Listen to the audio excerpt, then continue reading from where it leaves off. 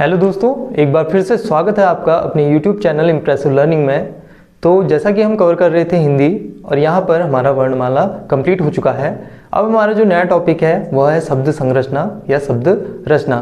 तो आज से हम एक नया टॉपिक शुरू करने वाले हैं, जिसके अंतर्गत जो हम पढ़ने वाले हैं उन सबको मैं आज आपको बतलाने वाला हूँ। एक ओवरव्यू हम जानने वाले हैं कि हम क्या सब्जेक्ट, ये जो इसके अंदर पॉइंट है उन चीज़ों को देखने वाले हैं। सबसे पहले जानते हैं हम क्या पढ़ने वाले हैं शब्द रचना संरचना में। ठीक है, तो यहाँ पर शब्द रचना या शब्द संरचना ये टॉपिक है आज का। ठीक है, इसके अंदर जो सब टॉपिक हैं उनको जानते हैं।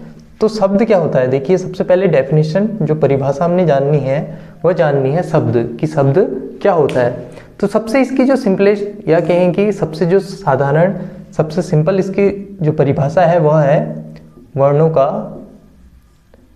सार्थक क्रम। वर्णों का सार्थक क्रम क्या कहलाता है, वो कहलाता है शब्द। ठीक है, इसमें वर्ण हम सभी जानते हैं कि वर्ण क्या होते हैं। ठीक है, जिन्हें हम क्या कहते हैं, लिपि चिन्ह इनको कहते हैं। तो शब्द क्या होते हैं, वर्णों के सार्थक्य में यह कहें कि वर्णों के मेल से शब्द का निर्माण होता है, और शब्द से मिलकर, शब्दों से मिलकर क्या बनते हैं, वाक्य बनते हैं। तो यहाँ पर वर्णों का सार्थक क्रम क्या कहलाया, शब्द कहलाया। शब्द यहाँ पर कितने, दो प्रकार के होते हैं। शब्द कितने प्रकार के होते हैं, दो प्रकार के, जिसमें पहला है सार्थक शब्द और दूसरा है निरर्थक शब्द। ठीक है, तो यहाँ पर शब्द दो प्रकार के, सार्थक और निरर्थक। सार्थक शब्द वे शब्द होते हैं जिनका कोई अर्थ निकलता हो, अर्थात जिनके अंतर्गत कोई अर्थ छिपा हो, वह सार्थक शब्द कहलाते हैं। और जिनका कोई अर्थ ना निकले, ठीक है, जिनके अंदर कोई अर्थ ना छुपा हो, ना निकले, वह निरर्थक शब्द कहलाते हैं। तो यहाँ पर जो हमने पढ़ना है वह पढ़ना है सार्थक शब्द। तो सार्थक शब्द के अंतर्गत हम जिन चीज़ों को, टॉपिकों को पढ़ने वाले हैं उनको बतलाता हूँ।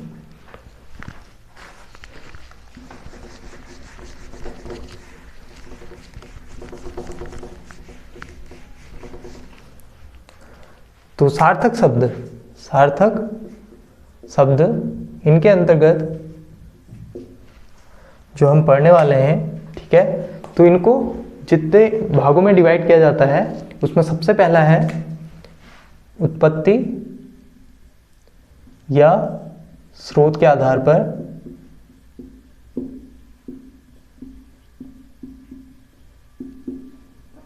ठीक है, उत्पत्ति या स्रोत के आधार पर। ठीक है, इसको दूसरा जो इसका टाइप है वह है रचना या बनावट के आधार पर।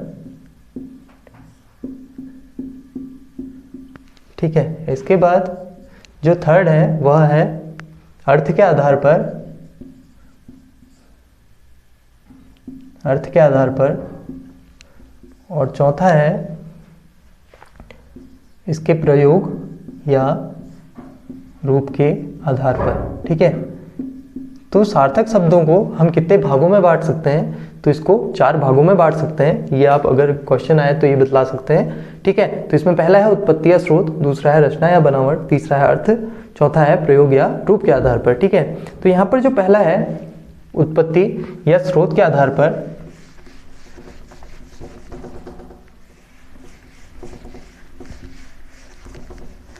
तो उत्पत्ति या स्रोत के आधार पर एक शब्द को कितने भागों में बांटा जाता है इसको हम जानते हैं। तो यहाँ पर इसको कितने 5 भागों में बांटा जाता है उत्पत्ति या स्रोत के आधार पर। ठीक है, जिसमें पहला है तत्सम शब्द, दूसरा है तद्भव शब्द, तीसरा है देशी शब्द, ठीक है, या जिसको देशज शब्द भी कहते हैं। फोर्थ है विदेशी, या कई जगह विदेशज लिखा होता है, या आगत शब्द। ये सभी क्या हैं, एक से हैं। ठीक है, और लास्ट है इसमें संकर शब्द। ठीक है, तो ये उत्पत्ति या स्रोत के आधार पर कितने 5 भागों में बांटा जाता है, जिसमें पहला है तत्सम, फिर तद्भव, देशी या देश शब्द, विदेशी, विदेशज या आगत एक ही चीज है, साथ में संकर शब्द। तो तत्सम शब्द क्या होते हैं? तत्सम शब्द होते हैं तत् और सम से मिलकर इनका निर्माण होता है। तो ये वे संस्कृत शब्द हैं जो प्रयोग में आते हैं, ठीक है। तो तत्सम शब्द वे शब्द हैं जो संस्कृत से सीधे ही प्रयोग में आते हैं, ठीक है। तद्भव शब्द क्या होते हैं? तत् और भव से मिलकर तद्भव का निर्माण होता है। तो तद्भव शब्द वे शब्द होते हैं जिनका संस्कृत से हिंदी में, या ये कहें कि हमारी जो आम बोलचाल की भाषा है उसमें परिवर्तन होकर वह प्रयोग में आते हैं, वे तद्भव शब्द कहलाते हैं। तो संस्कृत से जो आम बोलचाल की भाषा में परिवर्तित हुए शब्द हैं वह तद्भव शब्द कहलाते हैं। देशी या देश शब्द वे शब्द जो देश में जन्मा हो या देश में उसका प्रयोग हुआ हो, स्टार्ट हुआ हो, ठीक है, उत्पन्न हुआ हो, वह देश शब्द कहलाया। विदेशी जो विदेश में जन्मा हो, ठीक है, यह विदेशी शब्द कहलाया। संकर शब्द क्या होते हैं? तो संकर शब्द वे शब्द होते हैं जो दो भिन्न जो स्रोत हैं उनके मेल से बने हुए शब्द संकर शब्द कहलाते हैं। जैसे देशज या ये कहें कि विदेशी शब्दों से मिलकर कोई शब्द बना है तो वह संकर शब्द कहलाएगा। मतलब एक से अधिक स्रोतों से मिलकर ये इनका निर्माण होता है, ठीक है। तो ये हमारे इस उत्पत्ति या स्रोत के आधार पर 5 भागों में बांटा जाता है। कई बार क्वेश्चन ये बनता है, ठीक है। तो उत्पत्ति या स्रोत के आधार पर शब्द को 5 भागों में बांटा जाता है, ये आप इसको बतलाएंगे। इसमें एक पॉइंट और छूटता है, वह है अर्ध तत्सम शब्द। कई बार पूछता है, ठीक है, अर्ध तत्सम शब्द। तो अर्ध तत्सम शब्द इसका कोई भाग नहीं है, या ये कहें कि उत्पत्ति या स्रोत के आधार पर इसकी गणना नहीं होती है, यह अलग से है। तो अर्ध तत्सम शब्द वे शब्द होता है, तो अर्ध तत्सम शब्द वे संस्कृत शब्द हैं या वे संस्कृत शब्द जो प्राकृत भाषा थी हमारी, ठीक है, जो प्राकृत बोलने वाले लोगों के उच्चारण से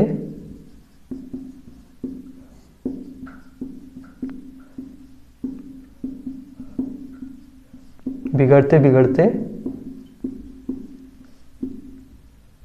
कुछ और हो गए, ठीक है। तो ये अर्ध तत्सम शब्द कौन से शब्द कहलाए कि ये वे संस्कृत शब्द हैं जो प्राकृत बोलने वाले लोग थे, लोगों के उच्चारण से बिगड़ते बिगड़ते कुछ और हो गए। वे जो शब्द हैं वे क्या कहलाए? अर्ध तत्सम शब्द कहलाए, ठीक है। तो ये डेफिनेशन कम ही पूछता है, पर अगर आ जाती है तो आप इसको बता सकते हैं। तो सार्थक शब्द में उत्पत्ति या स्रोत के आधार पर इसका जो पहला पॉइंट है इसमें 5 भागों में विभाजित किया जाता है, ठीक है। इसके बाद इसका जो दूसरा पॉइंट है वो जानते हैं। इसके बाद जो दूसरा है हमारा इसका भाग, वह है रचना या बनावट के आधार पर।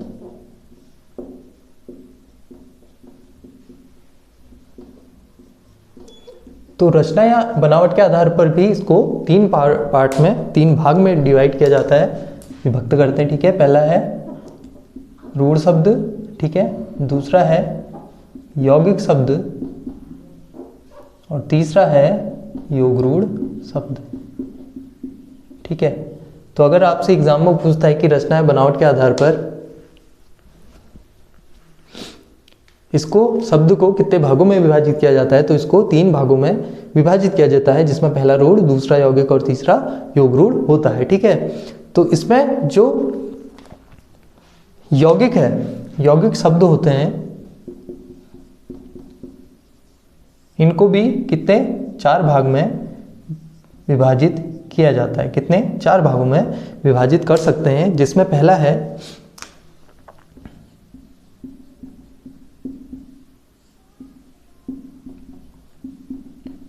उपसर्ग के योग से, ठीक है, प्रत्यय के योग से इनका निर्माण कर सकते हैं। साथ में उपसर्ग और प्रत्यय इन दोनों के योग से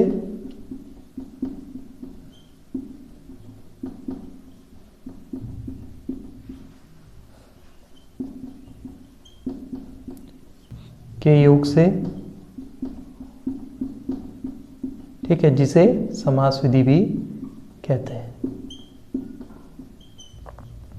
तो यहाँ पर यौगिक जो शब्द हैं इनका निर्माण हम उपसर्ग के योग से, साथ में प्रत्यय के योग से, उपसर्ग और प्रत्यय दोनों के योग से, या इसके साथ ही चौथा जो है शब्दों के योग से या समास विधि, तो इसको 4 पार्ट्स में हम डिवाइड कर सकते हैं, या ये कहें कि 4 तरीक़ों से इसको बना सकते हैं। तो कभी ऐसा तो क्वेश्चन आता नहीं है कि यौगिक को कितने भागों में या कितने भागों से यौगिक शब्द का निर्माण होता है, पर जो क्वेश्चन में पूछता है कि रचना या बनावट के आधार पर शब्द को कितने भागों में विभाजित किया जाता है, तो आप इसको 3 बताएंगे।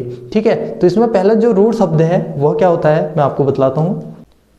तो रूढ़ शब्द वे शब्द होते हैं जिनका कोई भी खंड सार्थक नहीं होता है, मतलब पूर्ण नहीं होता है अगर इनका खंड किया जाए। ठीक है, रूढ़ शब्द वे शब्द होते हैं जिनका खंड जो होता है, कोई भी खंड होता है वह पूरा सार्थक नहीं होता है या पूर्ण नहीं होता है, वे रूढ़ शब्द कहलाते हैं। जैसे जल, ठीक है, इनको जब हम इसको खंड करते हैं तो ज और ल में, तो इसमें कोई भी ऐसा खंड नहीं है जो पूरा सार्थक है या पूरा पूर्ण है। ठीक है, साथ में जैसे यौगिक है, यौगिक शब्द वे शब्द होते हैं जिनका जो खंड होता है, ठीक है, या ये कहें कि 2 से अधिक जो सार्थक शब्द हैं उनके मेल से किसका, यौगिक शब्द का निर्माण होता है। अर्थात इनमें क्या होता है कि इसके खंडों में सार्थक शब्द छुपे होते हैं या सार्थक शब्दों से मिलकर यौगिक शब्द बना होता है। ठीक है, जबकि रूढ़ में क्या होता है कि इसके खंड सार्थक नहीं होते हैं, या ये कहें कि 2 सार्थक शब्दों से मिलकर यह नहीं बना होता है। योग रूढ़ क्या होता है, योग रूढ़ वो वे यौगिक शब्द होते हैं, ध्यान दीजिएगा कि योग रूढ़ वे यौगिक शब्द होते हैं जिनका एक विशेष अर्थ निकलता है। रूढ़ का अर्थ यहाँ, रूढ़ का जो अभिप्राय है यहाँ पर अर्थ है, तो योग रूढ़ वे यौगिक शब्द होते हैं जिनका एक विशेष अर्थ होता है, वे सारे क्या कहलाते हैं, योग रूढ़ शब्द कहलाते हैं। ठीक है, होते यह सार्थक शब्दों से ही बने हैं, पर ये एक विशेष अर्थ निर्वहन करते हैं, इसलिए इन्हें योग रूढ़ कहा जाता है। जैसे पीताम्बर, ठीक है, गजानन, ये सारे योग रूढ़ के अंतर्गत आते हैं। ठीक है, तो यहाँ पर रचना या बनावट के आधार पर अगर आपसे एग्जाम पे पूछता है तो इसको आप 3 भागों में विभाजित किया जाता है, या इसके 3 भाग होते हैं, ये आप वहाँ पे बतलाएंगे। ठीक है, तो ये दूसरा पार्ट हो जाता है। इसके बाद तीसरा है अर्थ के आधार पर, अर्थ के आधार पर। तो अर्थ के आधार पर कितने, इसको 4 भागों में विभाजित करते हैं। ठीक है, तो पहला है एकार्थी शब्द, दूसरा है अनेकार्थी शब्द, तीसरा है समानार्थी, और चौथा है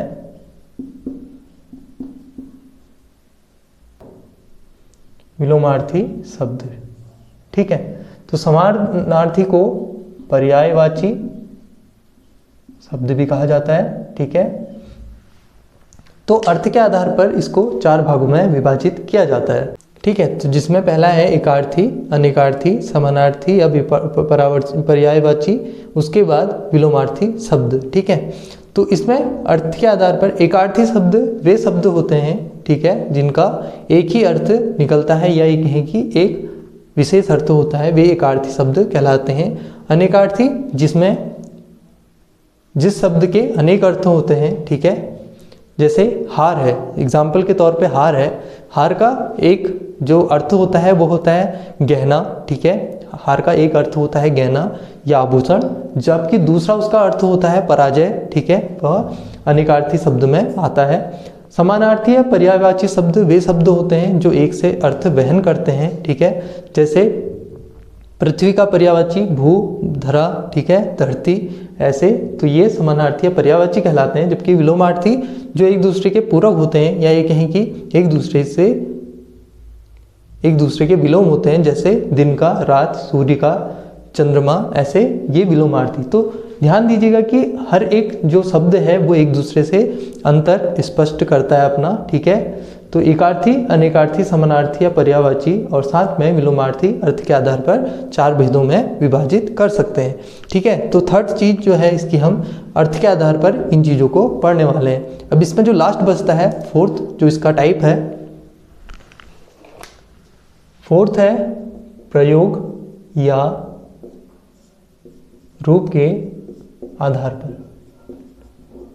तो प्रयोग या रूप के आधार पर इनको किसी शब्द को दो भागों में विभाजित करते हैं, जिसमें पहला है विकारी शब्द, ठीक है, और दूसरा है अविकारी शब्द, ठीक है। तो यहाँ पर सबसे सिंपल जो डेफिनेशन है विकारी शब्द की वह है जिसमें लिंग, वचन और कारक के आधार पर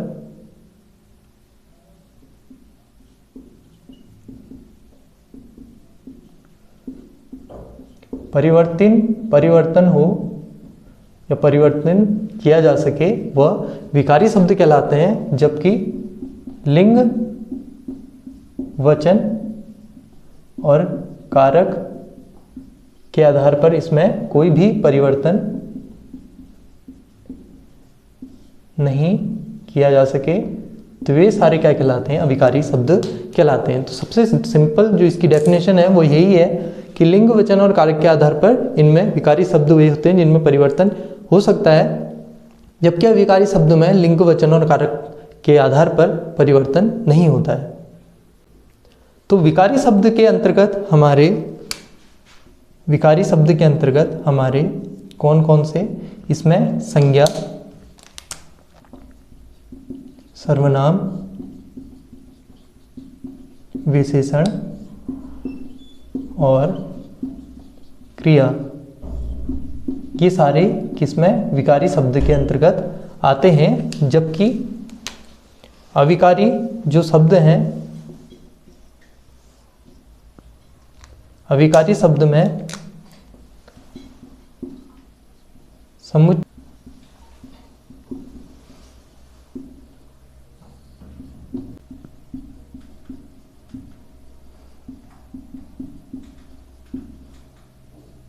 विस्मय बोधक और साथ में क्रिया विशेषण।